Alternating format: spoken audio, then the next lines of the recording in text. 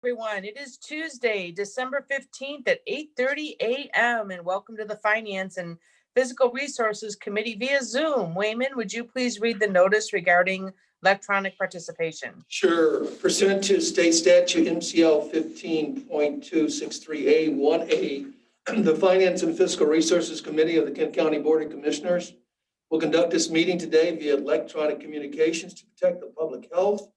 Any member of the public wishing to listen to the proceedings or provide public comment may do so by using the internet connection, or phone numbers and passcode that are listed on the agenda.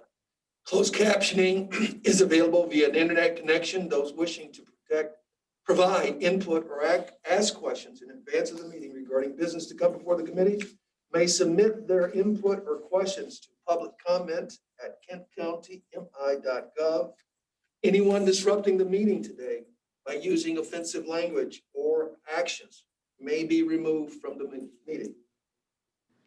Thank you, Wayman. With that, we will open up public comment.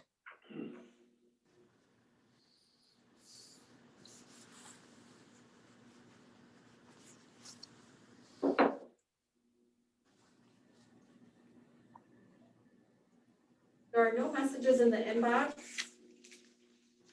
and I do not see any hands raised in the chat.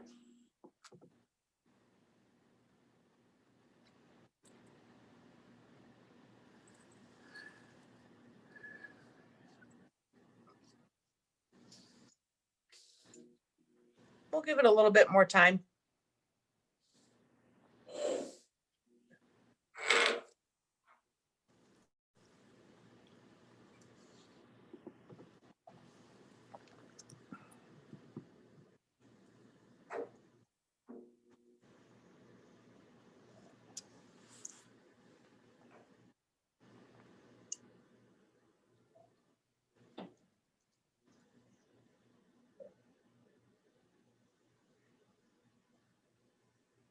Still nothing for public comment, Pam?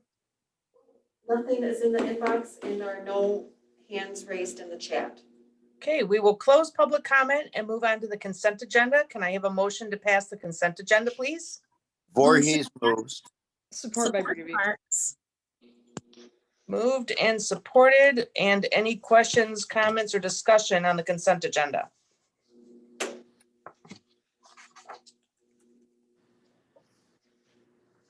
Okay, seeing none. Pam, can we have a roll call vote to pass the consent agenda, please? Sure. Commissioner Antor. Commissioner Brady. Yes. Commissioner Volkowski. Commissioner Morgan. Yes. Commissioner Sparks. Yes. Commissioner Voorhees.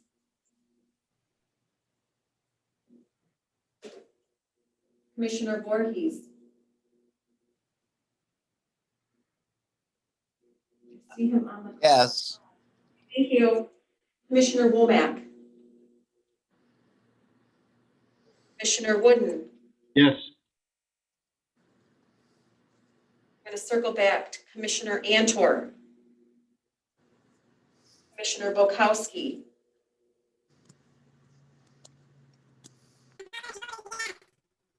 Oh, there's Commissioner Bukowski. We see him, but we can't hear you. Sounds like he's having. Can he vote via chat? Did we decide that was okay? Can you hear me now? There we go. We can hear you now. Thank you, Commissioner Commissioner Voorhees. I like that musical interlude. Yes. Sorry. Music is good for the heart. We're taking a roll call on the consent agenda. Commissioner Volkowski. Yes, again. Okay, thank you. Commissioner Womack. Chair Jones. Yes. That motion passes. Thank you. That brings us to item number 3 from the Health Department. Wayman, would you please review the action request?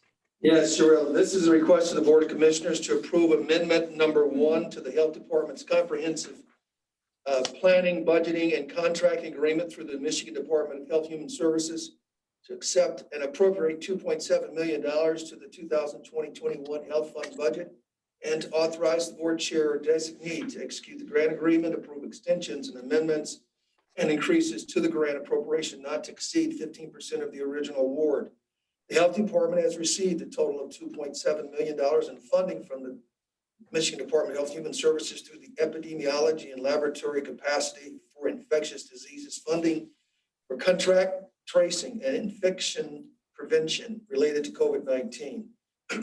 558,000 is carryover of unused funds from fiscal year 2020. 2.1 million is funding is available for fiscal year 2020-21. Due to the availability of the coronavirus relief funds through December 30, 2020, the ELC funds will be used for response activities from January 1, 2021 through September 30th, 2021.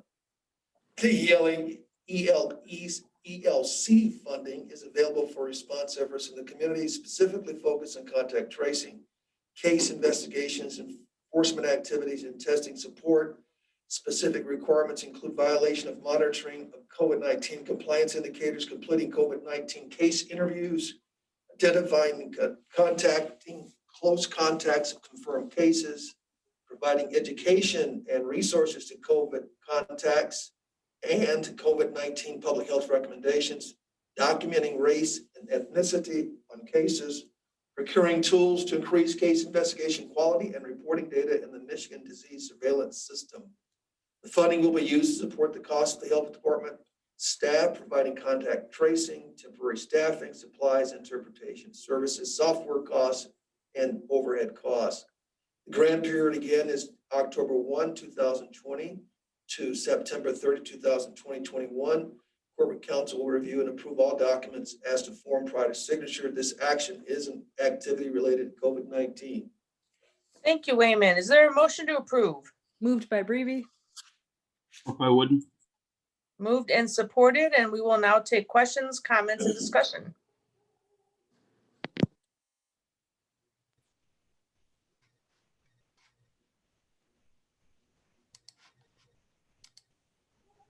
Commissioner Wooden. Thank you, Chair. Just quickly for staff, I was wondering, how does the 2.1 million that we have for 2021 that we're accepting match up to the share of funding that we appropriated for this subset of services in 2020? I know that we did set aside a considerable amount of the CARES dollars towards things like contact tracing and epidemiology. So just wondering how we compare to if this is going to be an increase or a decrease of 2020, or if it's going to remain essentially the same. I don't have the specifics on that, but maybe Jeff Dodd, if you're on the line, you could at least try to answer part of that. And if not, we can get back with you, Commissioner Wooden. Jeff, are you there?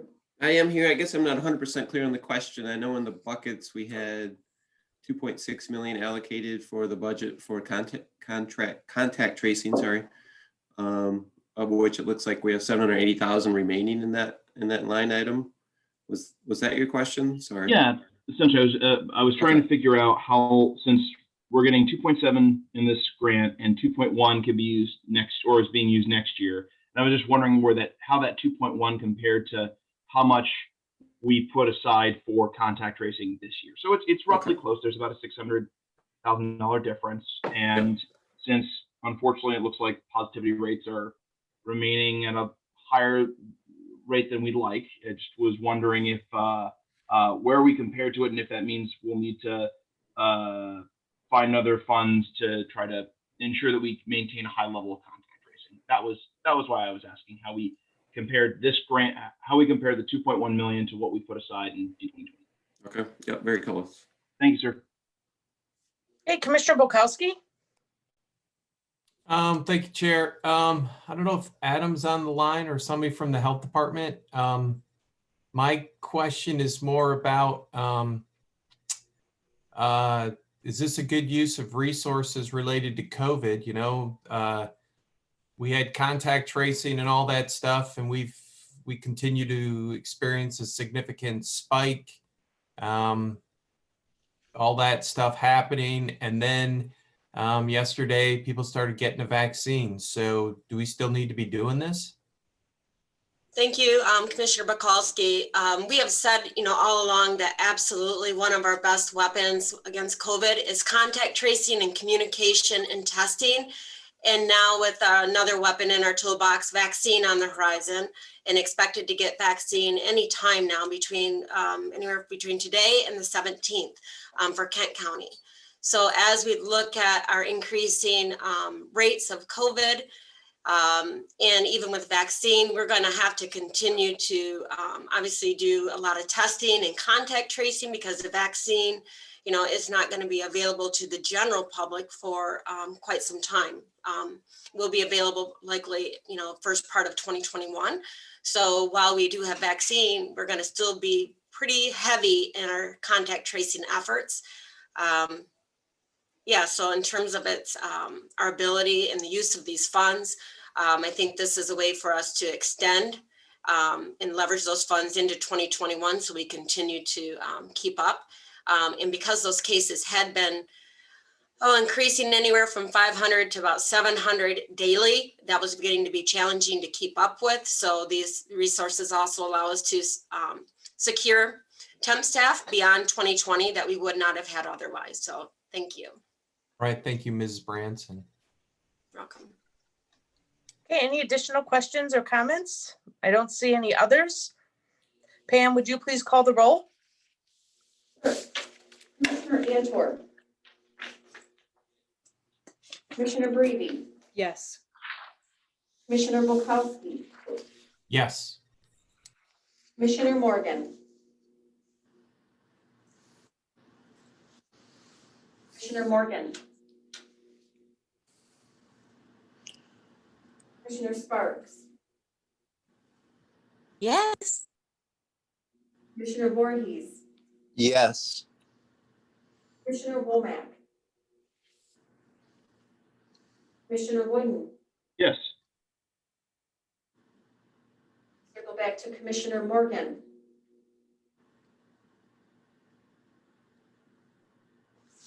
Commissioner Morgan. Commissioner Womack. Chair Jones.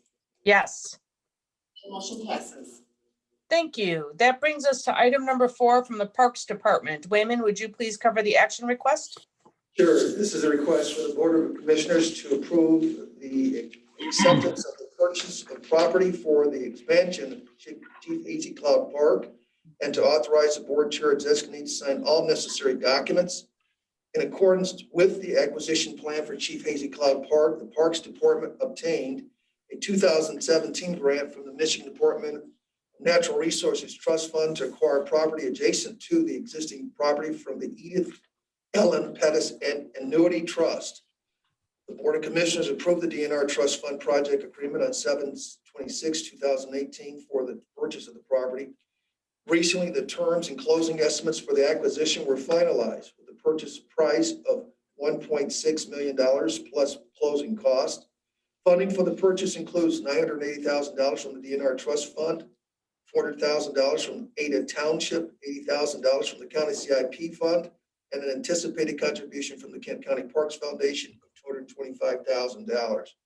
Purchase of this land is consistent with the goals of the 2019-2023 Kent County Parks, Trails, and Natural Areas Master Plan. The acquisition will add approximately 54 acres to the existing 268.6 acres for a combined total of 322.6 acres. This includes 0.93 miles of Grand River frontage. Corporate Council will review and approve the required documents as to form. Thank you. Is there a motion to approve?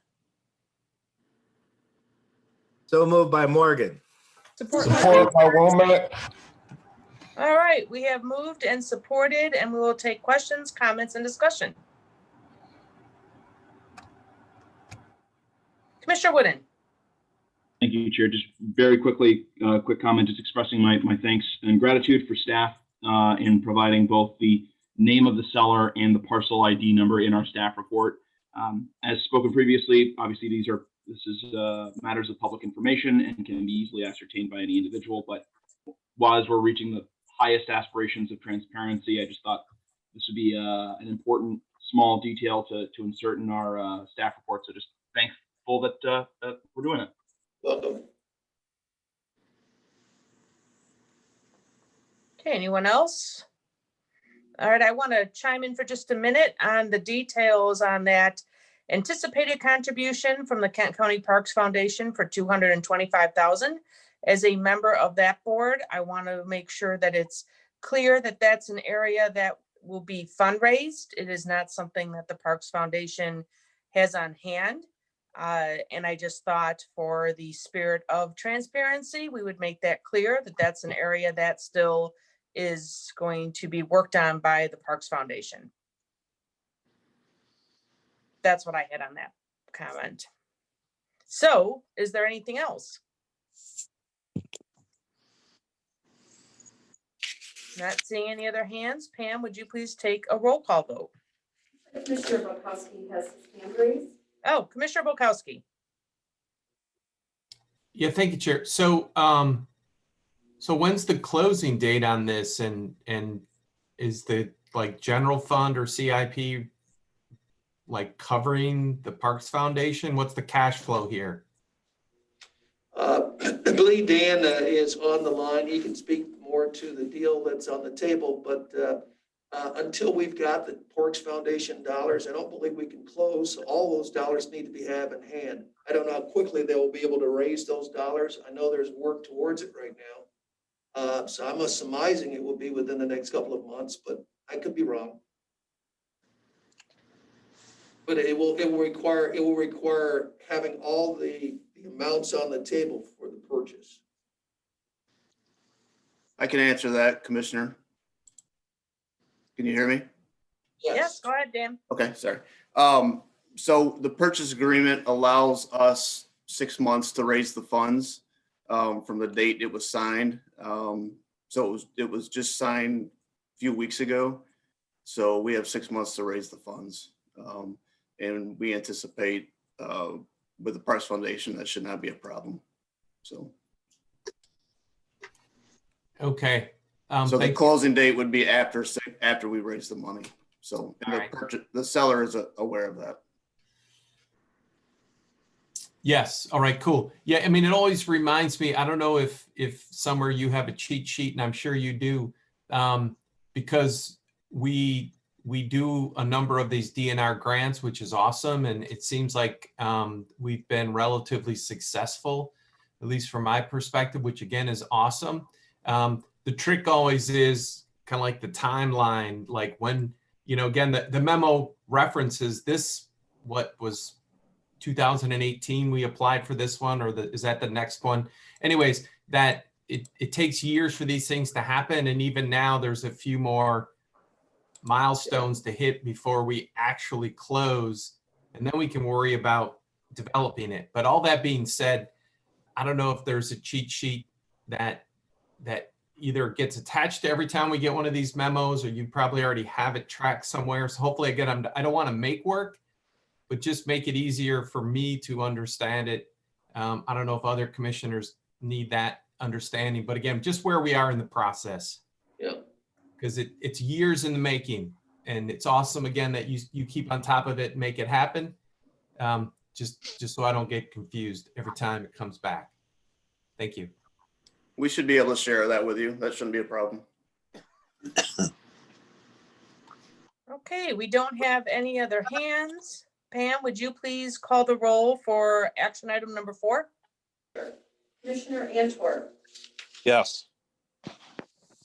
Commissioner Brady, Yes. Commissioner Bukowski, Yes. Commissioner Morgan, Yes. Commissioner Sparks, Yes. Commissioner Voorhees, Yes. Commissioner Womack, Yes. Commissioner Wooden, Yes. Chair Jones. Yes. That motion passes. Thank you. That brings us to item number 5, also from the Parks Department. Wayman, would you please cover the action request item? Sure. This is a request of the Board of Commissioners to accept the purchase of property, which the parcel number is listed for the expansion of Lowell Regional Green Space, and to authorize sport chair or designee to sign all necessary documents. In accordance with the acquisition plan for Lowell Regional Green Space, the Parks Department obtained a 2018 grant from the Michigan Department of Natural Resources Trust Fund to acquire property to the existing park property from the Roger and Karen Graham Family Trusts. The Board of Commissioners approved the DNR Trust Fund project agreement on September 26, 2019 for the purchase of the property. Recently, the terms and closing estimates for the acquisition were finalized, with the purchase price identified as $750,000 plus closing cost. Funding for the purchase includes $514,500 from the DNR Trust Fund, $25,000 from the Lowell Area Community Fund, and $210,500 from the County CIP Fund. Purchase of this land is consistent with the goals of the 2019-2023 Kent County Parks, Trails, and Natural Area Master's Plan. The acquisition will add approximately 122.6 acres to the existing 405.8 acres for a combined total of 528.4 acres. Corporate Council will review and approve the required documents as to form. Thank you. Is there a motion to approve? Voorhees moves. Support by Breve. Thank you. Moved and supported, and we'll take questions, comments, and discussion.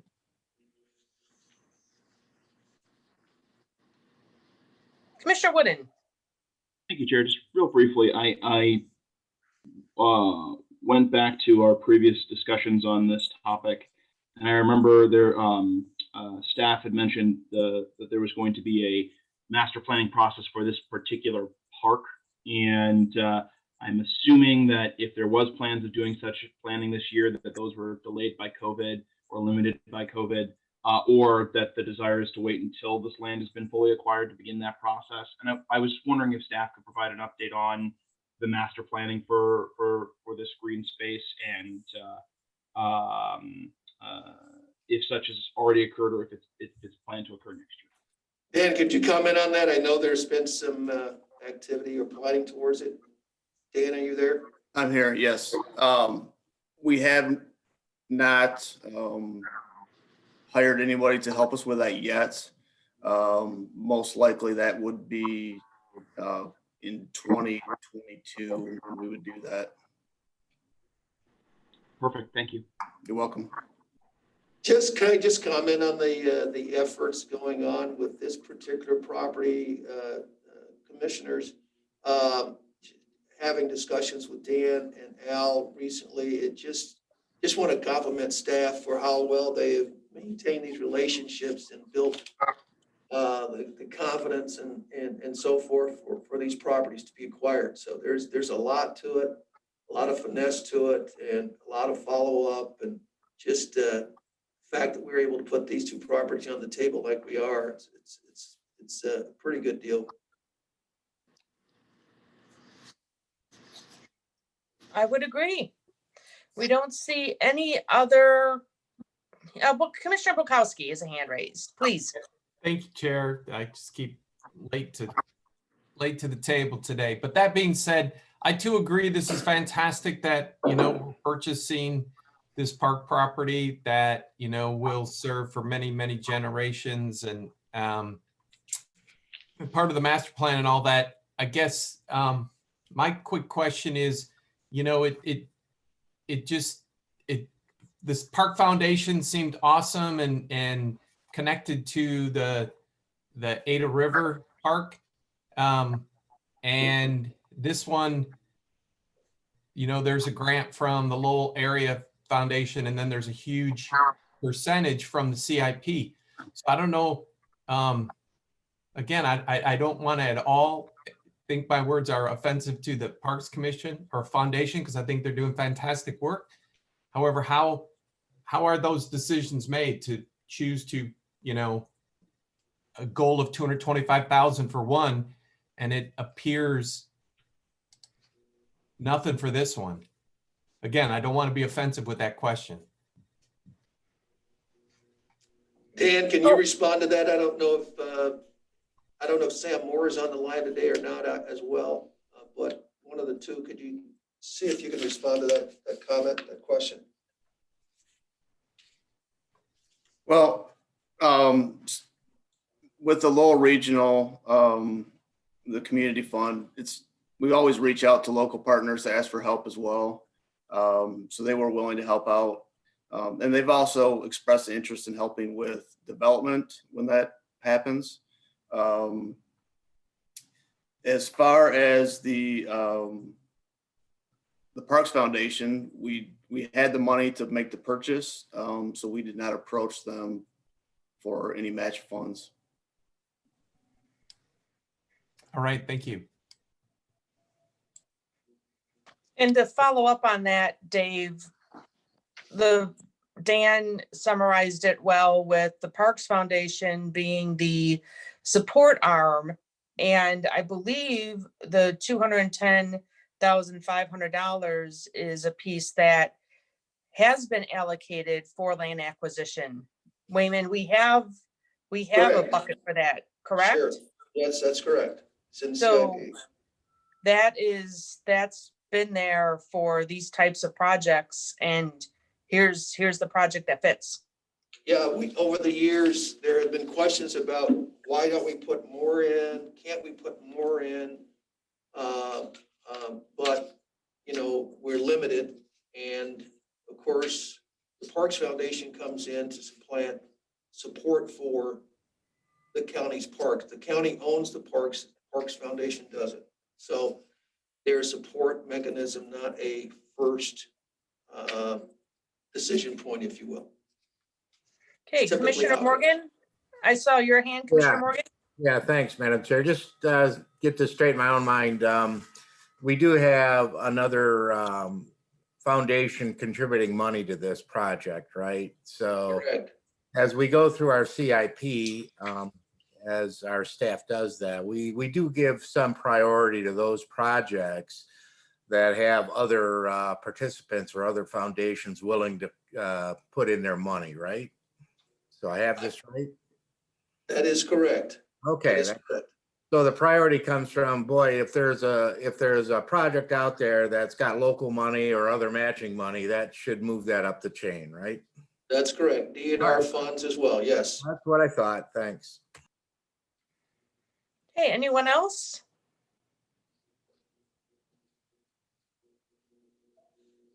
Pam, any hands? No hands. All right, can we please take a roll call vote on agenda item number 5? Sure. Commissioner Antwerp, Yes. Commissioner Brady, Yes. Commissioner Bukowski, Yes. Commissioner Morgan, Yes. Commissioner Sparks, Yes. Commissioner Voorhees, Yes. Commissioner Womack, Yes. Commissioner Woodward, Yes. Chair Jones, Yes, and that motion passes. thank you. That brings us to item number 6 from the prosecutor's office. Wayman, would you please read the action request? Sure. This is a request to the Finance and Fiscal Resources Committee to approve a transfer of up to $92,000 to the 2020 prosecutor's budget from the 2020 General Fund budget lapse. The 2020 General Fund Appropriations Act, Board Resolution 11/21/19-107 approved $5.1 million for the prosecutor's general fund budget. It is requested that up to $92,000 be transferred to the prosecutor's 2020 general fund budget from the 2020 general fund budget lapse. The additional funding will be used to cover unanticipated overages due to modified lead time requirements as a result of the COVID-19 pandemic. Okay, is there a motion to approve? Moved by Brevi. Support by Sparks. Okay, moved and supported, and we will take questions, comments, and discussion.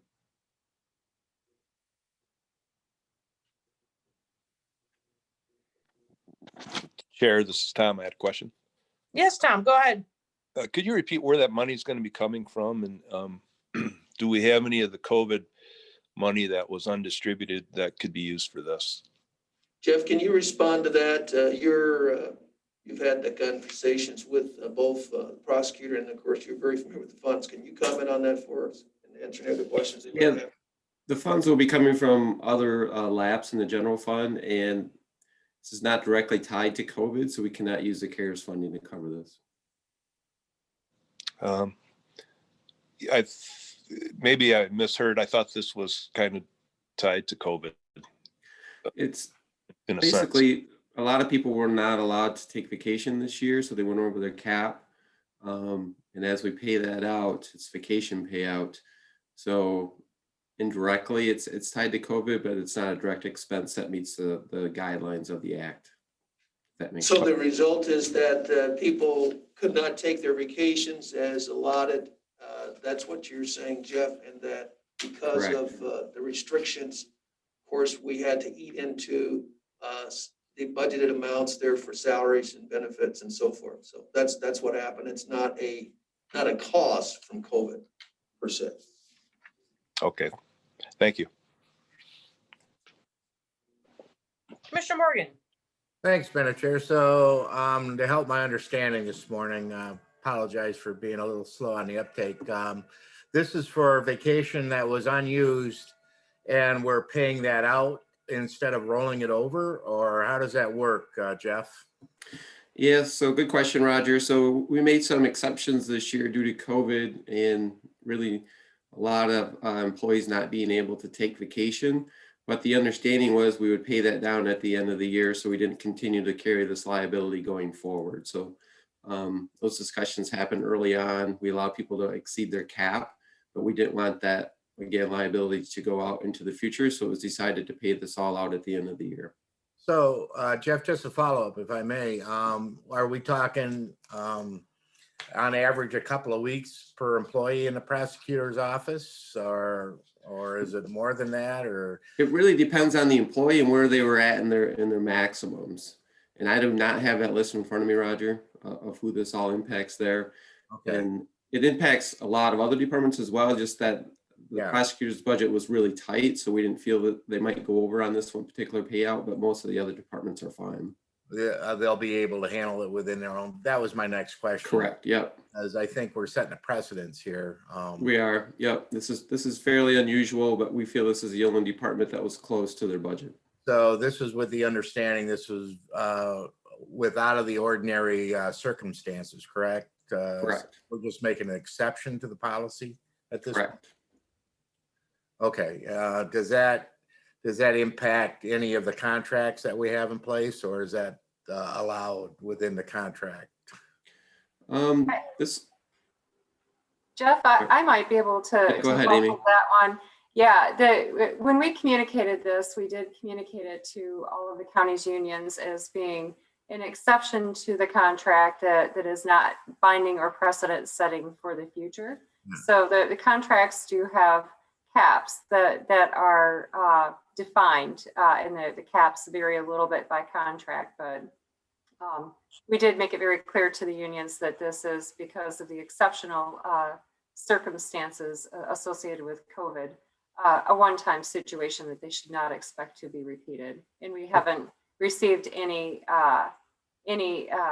feedback from the unions that they would not agree with that.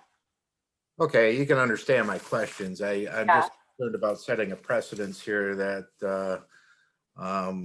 may not be, in line with our contracts in the future. But if it's just a responding to an unusual circumstance, I guess I'm okay with it. Thanks. Yeah. Okay, anyone else? Seeing no other hands, Pam, would you please call the roll for agenda item number 6? Commissioner Antwerp, Yes. Commissioner Breve, Yes. Commissioner Bukowski, Yes. Commissioner Morgan, Yes. Commissioner Sparks, Yes. Commissioner Voorhees, Yes. Commissioner Womack, Yes. Commissioner Wooden, Yes. Chair Jones. Yes. The motion passes.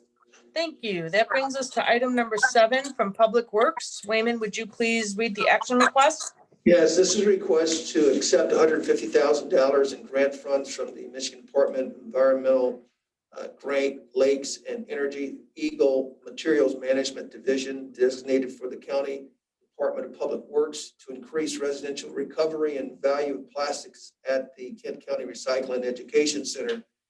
DPW has been notified by the Department of Environmental, Great Lakes and Energy that it will receive an Eagle Recycling Infrastructure grant in the amount of $150,000.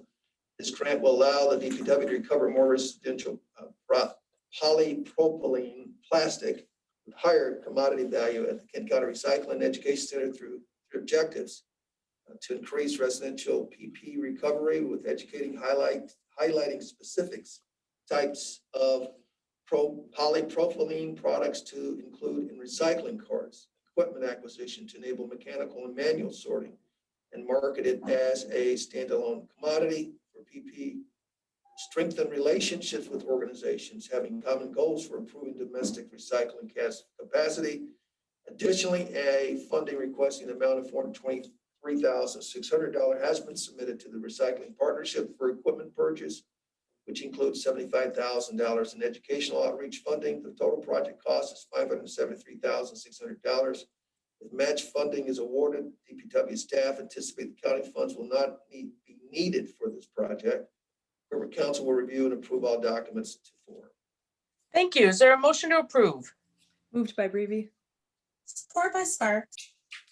Okay, moved and supported, and we will take questions, comments, and discussion.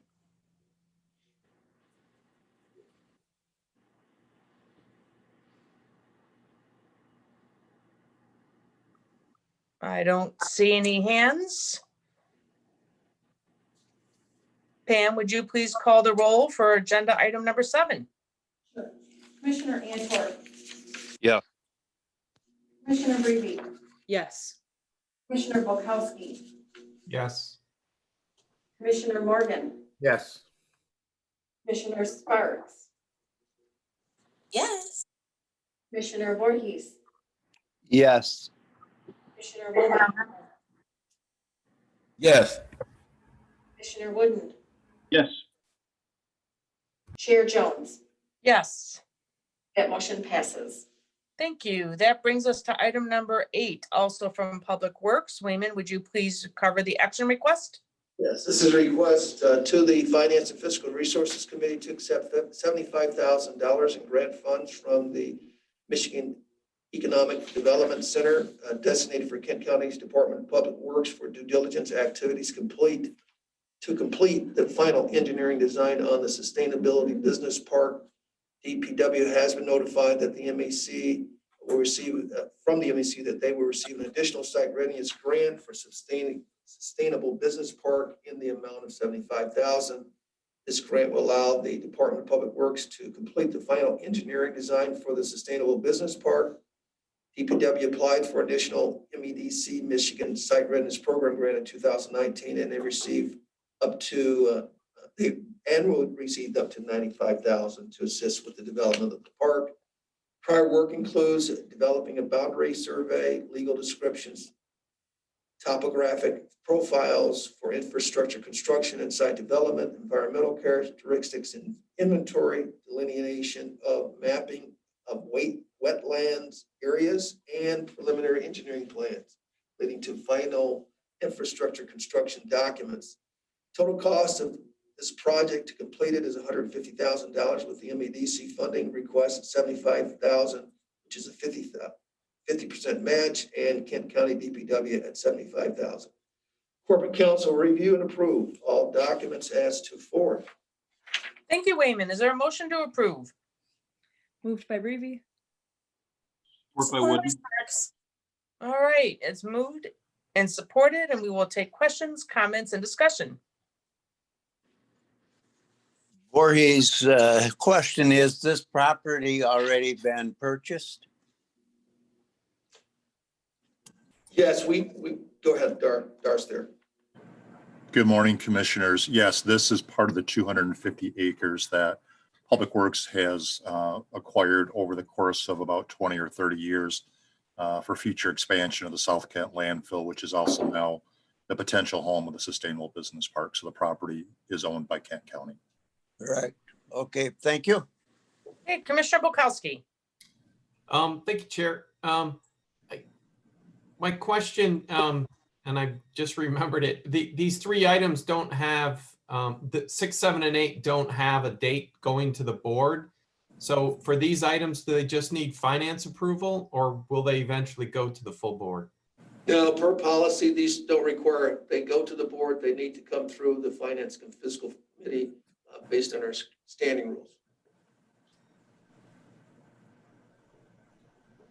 But, so will these go to the board or They will not? go, this one in particular will go to the DPW board. They will be the ones to appropriate the funding. This is not an appropriating request. Okay, DPW board will take the next step in the process. okay, and, all right, thanks. If I may, number 6 does not need to go to the board because it's coming from lapse, it's not a new appropriation. Okay, thanks. Okay, anyone else? Okay, not seeing any hands. Pam, would you please call the roll for agenda item number 8? Sure. Commissioner Antor, Yes. Commissioner Brady, Yes. Commissioner Bukowski, Yes. Commissioner Morgan, Yes. Commissioner Sparks, Yes. Commissioner Voorhees, Yes. Commissioner Womack, Yes. Commissioner Wooden, Yes. Chair Jones. Yes.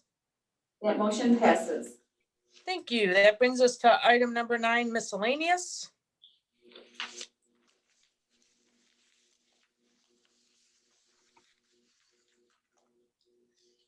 Commissioner Brady? Thank you, Chair Jones. I just wanted to acknowledge Commissioner Voorhees. So I believe this is his last finance meeting, and he has served on the board for many years and attended many meetings throughout his years as a public servant. And I just wanted to congratulate him and say job well done. I really appreciate all the insight that he's provided, the questions that he's asked, and the leadership too that he's provided throughout the years. So thank you, Commissioner Voorhees. Well, thank Hey, you. Commissioner Wooden. I just wanted to echo those same sentiments. Thank you, Commissioner Voorhees, for your years of service and your steadfast, cheerful disposition when you serve. I think I've virtually every commission or committee meeting I've gotten in early on. I usually hear you singing or joking with others, and I do think it's a good way to start the day.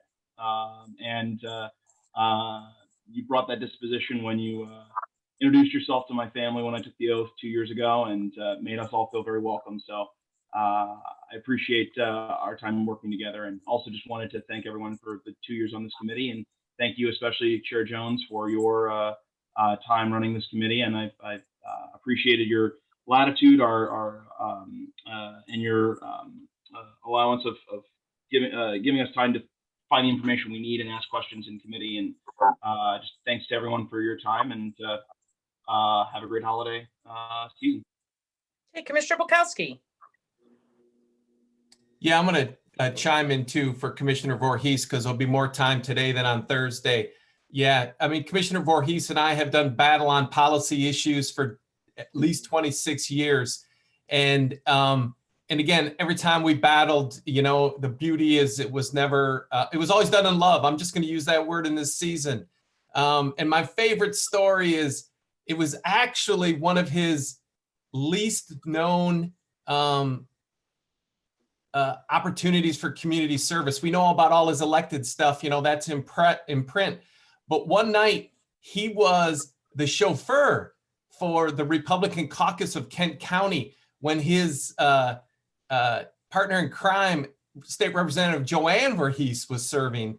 So he went to Lansing with his RV, scooped up the Republican caucus, brought him for a town hall meeting with Governor Granholm. And I might have been there with some people holding signs. I can't remember that part of it, but we were in the parking lot at Social Security laughing and just, again, living life and how much we care about each other as humans. That's the foundation that then we can argue about policy. And then, of course, the fun part of that story is they broke down halfway back to Lansing, and I can't remember the state representative who had to come save them. But Commissioner Voorhees is always a man of service, and we'll miss you at this table, but I know you'll be serving somewhere. Thank you. Hey, Commissioner Womack. Yes, just want to congratulate you, Commissioner Voorhees, on a job well done. Watching your leadership throughout all of these years throughout the county and other elected positions that you have served, you've always been a prime example of what us other commissioners and soon to be elected officials when we weren't would strive to be. You've just been a great example, and it's been an honor serving with you on the Fiscal Finance Resource Committee, sir. Okay, Commissioner Sparks.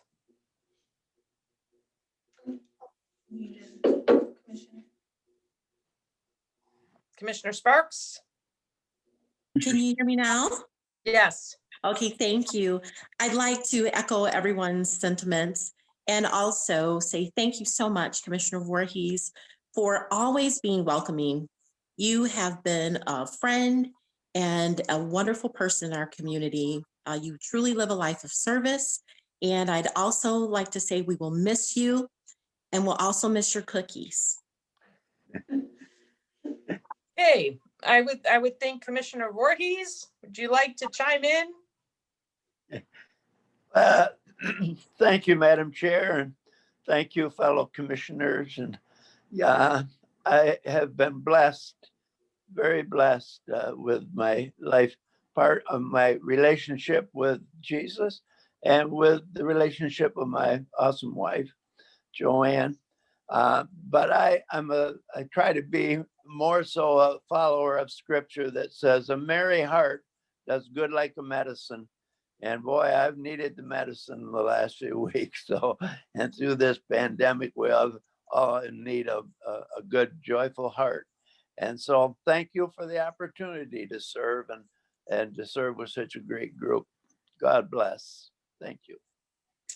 Commissioner Voorhees, definitely, if I had a proclamation in front of me, I would make it Commissioner Voorhees Month.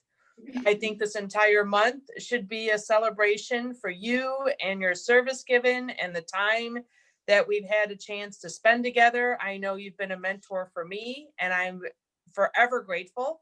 And I wouldn't be as good of a chair of this finance committee if it wasn't for your help and influence and guidance. So you will be deeply missed. And I am happy for your next adventures and sad for the rest of us. So with that being said, is there any other miscellaneous? Okay, seeing no other hands, we are going to adjourn, and our next meeting date is Tuesday, January 5th, 2021 at 9:30 a.m. or following the Board of Commissioners meeting. Thank you much. Everyone have a great day. Bye-bye. Yes.